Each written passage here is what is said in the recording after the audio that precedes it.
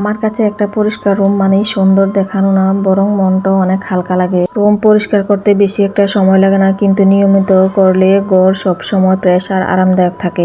Hello everyone, আসসালামু আলাইকুম। সবাই কেমন আছেন? আশা করছি আল্লাহর রহমতে সবাই ভালো আছেন, সুস্থ আছেন। ভিডিওর প্রথমে সবার কাছে একটা লাইক চেয়ে নিচ্ছি। প্লিজ সবাই একটা লাইক দিয়ে ভিডিওটা কন্টিনিউ করবে। আমার বেডরুমটা আজকে ক্লিন করব, আশা করছি আপনাদের আজকের ভিডিওটা ভালো লাগবে। সকালের নাস্তা শেষ করে বাচ্চারা মাদ্রাসা চলে গিয়েছে, আমার হাজব্যান্ড অফিসে গিয়েছে। তারপর আমি ছোট বাচ্চাকে ঘুম পাড়িয়ে আমি চলে আসছি আমার বেডরুমে। আজকে রুমটা পুরোটা ভালোভাবে পরিষ্কার করে গুছিয়ে নিব। কয়েকদিন ধরে আমাদের এখানে বৃষ্টি হচ্ছে, তাই বিছানাটাও চেঞ্জ করতে পারি নাই। ভাবলাম যে আজকে চেঞ্জ করে দিয়ে যদি রোদ দেখি বা হয়তো এভাবে ধুয়ে পরিষ্কার করে বারান্দায় দিয়ে দেবো, বাতাস আছে শুকিয়ে যাবে। তাই আগে বিছানাটা উঠিয়ে নিচ্ছি, আর উঠিয়ে উপরের কাঁথাটা ঝাড়ু দিয়ে নিচ্ছি। এই কাঁথাটা আসলে অনেকটা পুরনো হয়ে গেছে, তবে ফেলতে ইচ্ছে করে না। এটা আমার ননদ দিয়েছিল আমাদের বিয়ের আগে, যে সময় আমার হাজব্যান্ডের প্রথম চাকরি হয় তখন দিয়েছিল আর কি।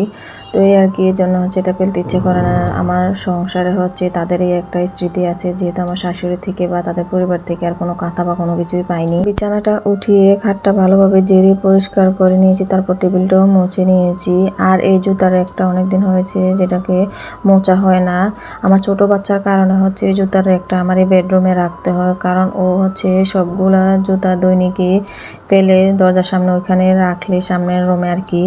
আর এই জন্য এটা এই কোনাতে এনে রেখেছি। তারপর এখানে এসেও ধরে, যেহেতু এই রুমে দিনের বেলা বেশি একটা আসা হয় না, ওই রুমেই থাকি। আমার কিন্তু বেডরুম দুইটা আর কি। তারপরও আমার বাচ্চা চলে আসে, এখানে এসে এগুলা ফেলে দেয়, এই আর কি রাখা। আবার অনেকে বলবেন যে আপু বেডরুমে কেন জুতার রেক, তাই আর কি বলে দিলাম। আসলে ছোট বাচ্চা থাকলে রুম সেভাবে গুছিয়ে রাখা যায় না। আমার আরো কিছু গাছ আছে যা আমি রুমে রাখতে পারি না বাচ্চার কারণে, আমি বারান্দায় রেখেছি। ইনডোর প্ল্যান্ট কিন্তু ঘর সাজাতে অনেক ভালো লাগে, ঘরে রাখলে ঘরের সৌন্দর্য বাড়ে। আমি অনেক গাছ পছন্দ করি, তবে বাচ্চার জন্য কোনো গাছ রুমে রাখতে পারি না। দুই একটা যাই দেখেন না কেন, এগুলো কয়বার যে নষ্ট করেছে তার কোনো হিসেব নেই। এই তো আমি বিছানাটা বিছিয়ে তারপর চোপাটা মুছে নিয়েছি। এখন ড্রেসিং টেবিল, ওয়ার্ডরোব যা যা আছে সবকিছু ভালোভাবে মুছে নিয়েছি। আর এদিকে তো দেখেন বারান্দা আমি বৃষ্টির পানি এনে জমিয়েছি।